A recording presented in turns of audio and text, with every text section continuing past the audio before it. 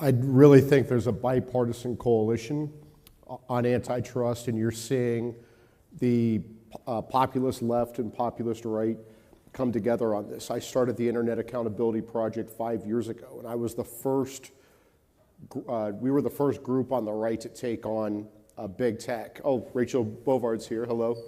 She helped me start that. I didn't even see her there, but we started this, and when Rachel and I were out there, we were mocked and ridiculed because we took on Google, Amazon, Facebook, and Apple from the right.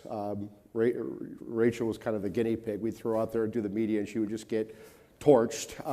But she's tough as hell, of course, and so we just kept going at it. And they laughed at us 5 years ago, and now we have the Trump and Biden administration bringing antitrust lawsuits against the trillion-dollar big tech monopolists like Google on search and on their online advertising monopoly, and we're winning these lawsuits.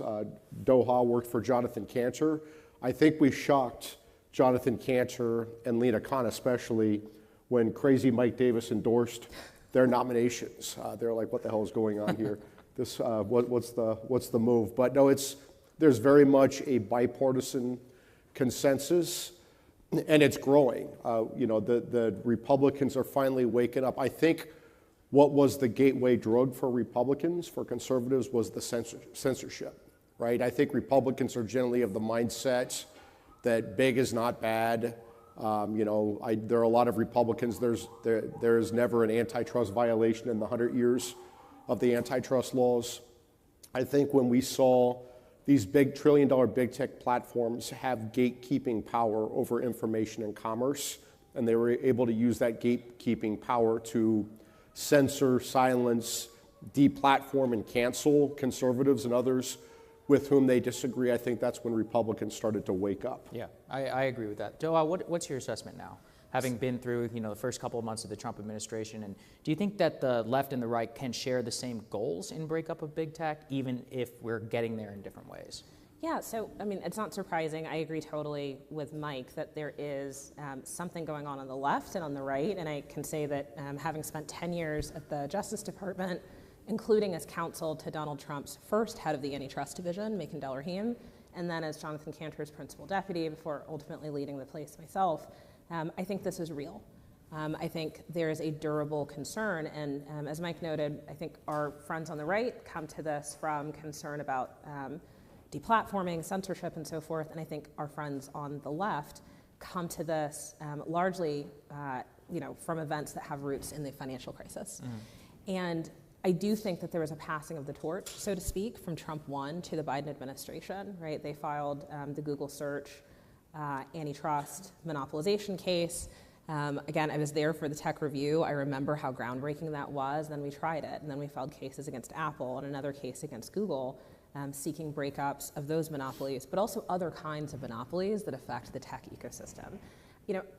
I think that we are watching what's happening in the first months of the Trump administration, and what I see is some factionalism on the right that looks mighty familiar for those of us who experienced some similar elements on the left, right? Like there are two parties, it's the duopoly of our time, and it brings together different coalitions. And so we saw folks who were very comfortable with the neoliberal orthodoxy that had set in place for maybe 50 years or so in Washington, and we did things a little bit differently at the DOJ.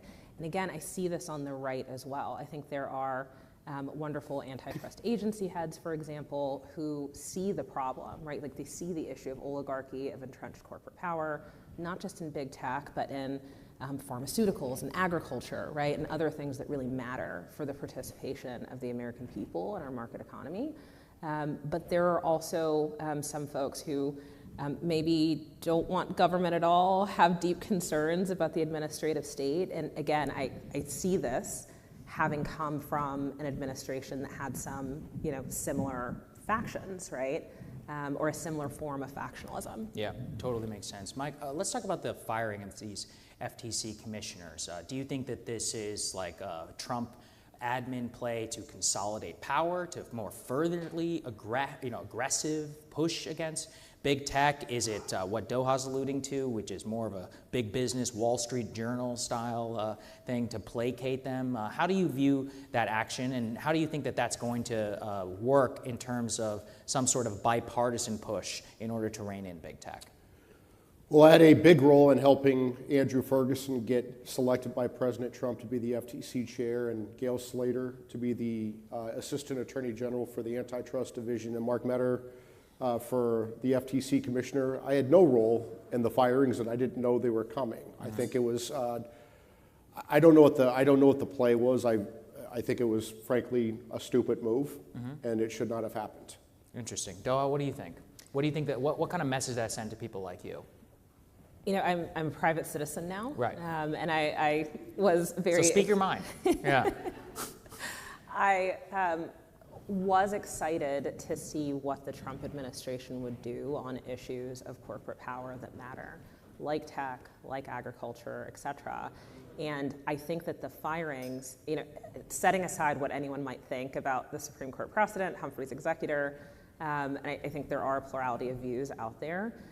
Even if you wanted to overturn Supreme Court precedent for almost 100 years that has said, you know, there's only for-cause removal, it makes it harder to take on, I think, the very good targets that the president himself identified when he nominated folks like Mark and Gail and Andrew to their very important roles. And so, like, we're seeing that already. Just yesterday, the FTC's general counsel advised that there should be an administrative stay in the PBM case, right? And again, conservatives are aligned with folks on the left in terms of concern over PBMs that make life-saving medicines more expensive for people across the country. And so again, this is that dissonance. And again, I say this having some sympathy because we've experienced versions of this from the left. Yeah.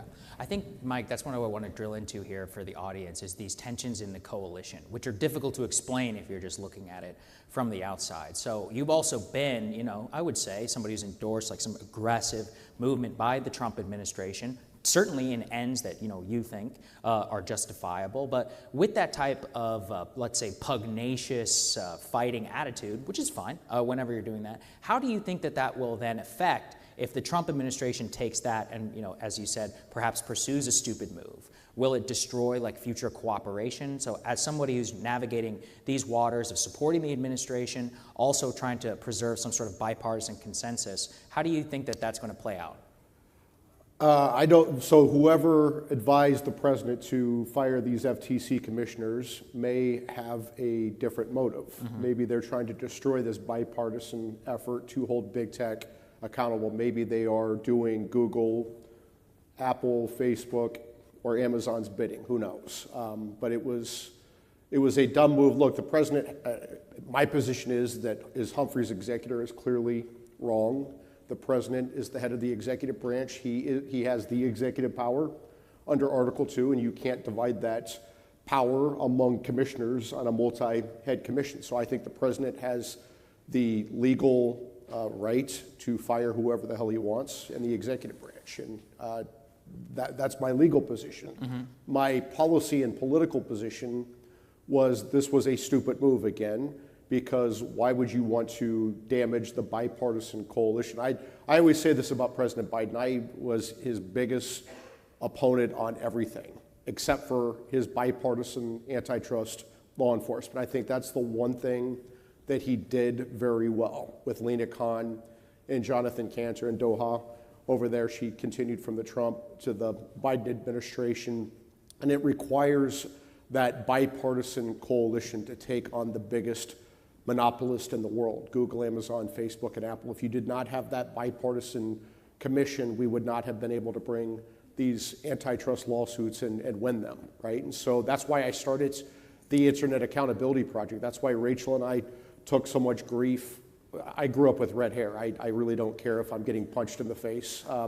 If I'm not getting punched in the face, I really don't know what's happening. And so I go out of my way to get punched in the face. But Rachel, I feel sorry for Rachel. She's much more attractive, and she was getting punched in the face every day when we started this thing, so I apologize to you for that, Rachel, as the sacrificial lamb. But it requires a bipartisan coalition to take on these tech companies. And look, I think by firing these FTC commissioners, I don't think President Trump was making a conscious decision to break up what he started. He's the one who brought these antitrust lawsuits in the first term. I think that some people who have ulterior motives may have gotten to him with the wrong angle on this. And so the bipartisan coalition is not dead. I will make damn sure that doesn't happen, and we will fix this and move on.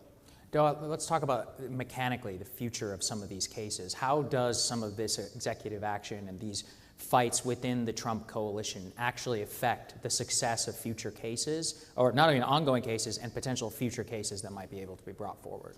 Totally. So there's nothing harder than taking on trillion-dollar companies. As a lawyer, right? There are lots of hard things we did at the Justice Department, from spoofing cases to terrorism cases and things like that. But going up against opponents that have the resources and power of sovereigns, right, and sometimes exceeding sovereigns in some cases, really takes a very serious commitment. And having the support, right, like sort of whole of government support to do that is very, very important. If you think that there are factional forces that may undercut that effort, that your job may be threatened, right? If you pick the big fights, that can cause some people to tense up. We were fortunate, right, because we did not care, right, when we were governing. And I see that there are bold leaders who are committed to those fights that we picked, and they're going to pick their own fights.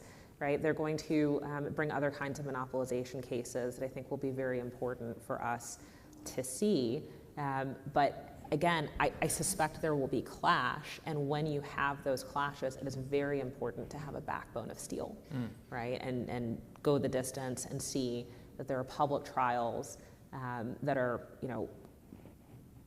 attendable, viewable by the American public, that there is a real accounting, that there's real accountability, right, for these companies. I think that's something I think that the American people want. It's about getting there. And so, Mike, we have to navigate, if we do want to get to some place like that, a lot of these coalitional factions. So you're alluding to bad advice and some of these other things. It's very clear that there's a big war inside of the administration. So, a lot of the people in this room may be involved in some of those fights, behind the scenes. What's the advice that you can give left and right in order to bolster the faction that does want to take on big tech? I think you need to be persistent and dogged, and remember what you're up against. You're up against $4 trillion big tech monopolists who have a lot of lawyers, they have a lot of lobbyists, they have a lot of advertising money, and they are very good at this game. They want to do everything they can to protect their monopolies, and they will crush people in their way. And so what I say to conservatives is to make them understand this is not Marxist big government stuff. This is antitrust. These are century-old antitrust laws. The Sherman Act, the Clayton Act, they've been on the books for over 100 years. And these are law enforcement tools, right? They are targeted law enforcement tools. The antitrust laws are the opposite of regulation. You saw Facebook spending money calling for regulation because, of course, if you're a trillion-dollar monopolist, you can afford regulations. Those are a rounding error for a trillion-dollar company, but if you're a startup company, those regulations are an entry barrier, and Facebook knows that. That's why they're calling for them, right? So if you target the anti-competitive tumors on the free market, I always say the free market requires a functioning market, and when you have trillion-dollar big tech monopolists crushing competition, you no longer have a functioning market, you no longer have a free market. So if you target those tumors, that helps the entire market, right? That helps all the startup competitors. It's not regulation, it's the opposite of regulation. And so those are the arguments I make to conservatives, and I just make them constantly and doggedly for the last 5 years along with Rachel, and we ultimately won.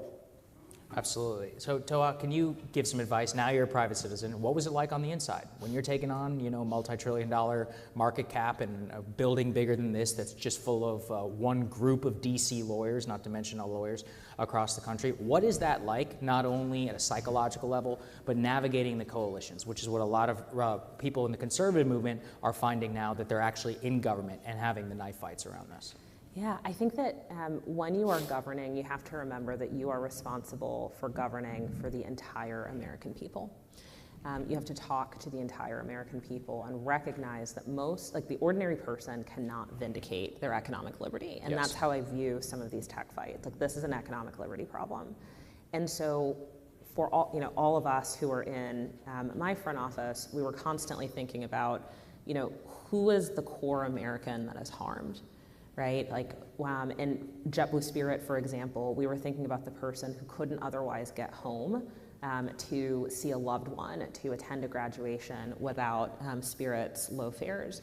When we were thinking about the Google search trial strategy, we were thinking about the average person going to the internet and visiting an access point so they could get information and make choices for themselves about how they wanted to live their lives.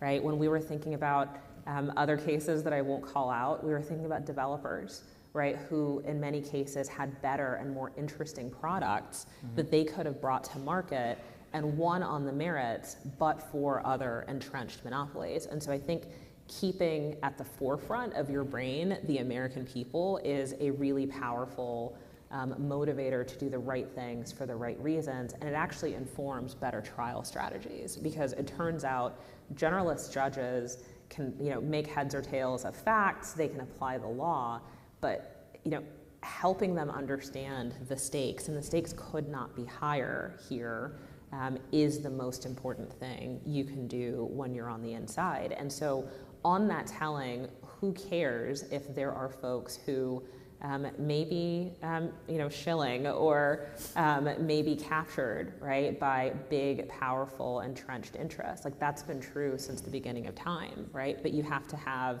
vision and focus and a real sense of mission. Yeah, I think I really want to end on that note, because ultimately this organization is built on empowering startups. And so when we think about the future of the U.S. economy and what the big tech companies always tell us is that they're our golden goose. Like, look at all the amount of growth that has come from them. They're the ones that are responsible. But I think they often ignore where not only they came from, but the ability to achieve that sometime in the future. And so, Mike, when you're talking now potentially to some of the builders in the audience, or the people who want to empower the builders, how are they supposed to think about antitrust policy when they're actively both trying to build something and navigate the very platforms that are either oppressing them or that they may have to sell to earlier than they may not want to? I mean, these big tech platforms are bad for competition. They're bad for innovation. They stifle our economy. They stifle the startup economy. They stifle small and mid-sized companies. Let me just give you an example. I don't know if you guys saw this news story yesterday, that Google intentionally makes its search worse for its users so it can give the users more of its ads, right? The only reason they can do that is because they have like a 95% market share, right? Because Google search, it's like Kleenex. How do you go search on the internet? You Google it, right? And remember when they said if you don't like Google, build your own. Okay, well, Microsoft, not a small company, spent $5 billion trying to create a competitor to Google search, and it's called Bing. A lot of you guys are young out here in the audience. Have you ever heard of Bing? Google it. Probably only as a joke. Doha, same question to you. Look, for the startups, for the folks who have an innovative spirit, I mean, I just think that it rhymes with just core notions of American ingenuity. And I would say that antitrust is here for you. You should take interest in the politics and the policy, because ultimately, my vision is not, to be prescriptive. I don't think anyone who is very serious about antitrust wants to mete out certain outcomes. Whether you are a $1 trillion company like the Microsofts of the world, or you are someone in your garage. Like, I grew up in North Carolina, right? Like, I want it to be easy for someone to create a search engine in their garage in North Carolina, right? And to offer something that's differentiated or is a wholesale competitor. And like, that's what this is about, right? The core of antitrust is dispersion of economic opportunity and making sure that people actually can win on their merits, right? We don't punish success in this country, but there are rules of market participation. And I just think it's a travesty that we as a country that, again, invented internet search, invented flight, like so many wonderful things that the entire world enjoys were created or researched and like funded in the United States. And to lose that, right, to lose our edge is just, it's like unspeakably sad to me, right? And so that's what antitrust is about. Mm-hmm. I think that's really well said. It's also, you made a good call there to be interested in politics. I remember I was in San Francisco maybe 8 years ago. There was some tech founder there. He's billionaire net worth. And he was laughing at me. And he was like, I don't care about Washington at all. I was like, well, they're going to care about you. And saw him on Congress not that long ago. So, there's a bit of there was a hubris, I think, Mike, that existed at that time, that this market and this ecosystem both could ignore regulatory scrutiny, but also that they were genuinely above everything else. And so that's kind of where I want to end it here, is about antitrust and where the future of this all looks like. And so where should we look for the future of the antitrust movement? Now it almost seems quaint to be talking about Google and everything, especially with the rise of so many of these AI companies and trying specifically to lay a groundwork and a foundation to make sure that it doesn't go that industry in the same way that the original tech monopolies did. So where do you see things going in that direction? Well, I think under President Obama, we saw 8 years of antitrust amnesty. Yeah. And that continued at the beginning of the Trump administration. Doha was a leading force to make sure that ended with Macon, and then with Cantor and Biden under President Biden. And that was so important to do that because we had to end. Big tech had this dangerous combination of both antitrust amnesty and Section 230 immunity. And so they acted like they were above the law because they were, right? And they had way too much power. I mean, they had so much power. I get we have different politics here, but they had so much power that they deplatformed the sitting president of the United States. And so that tells you how much power these trillion-dollar big tech platforms have. I think you're seeing this bipartisan coalition, even with this FTC hiccup. I think this bipartisan coalition is going to continue because it has to continue. If we don't break up this gatekeeping power by these trillion-dollar big tech monopolists, it's only going to get worse, especially with AI. I mean, just imagine if Google controls AI. I mean, I can't think of anything more dangerous to our country. They always say this is a national security issue. China is a Google puppet. They built Project Dragonfly for the CCP, for their military, while they refused to do the American Project Maven, right? So they refused to do American drone program while they were doing the CCP Project Dragonfly. So like this idea that big tech that big tech companies are pro-America is just wrong. And the most dangerous thing imaginable is if these Chinese-controlled companies get a hold of AI.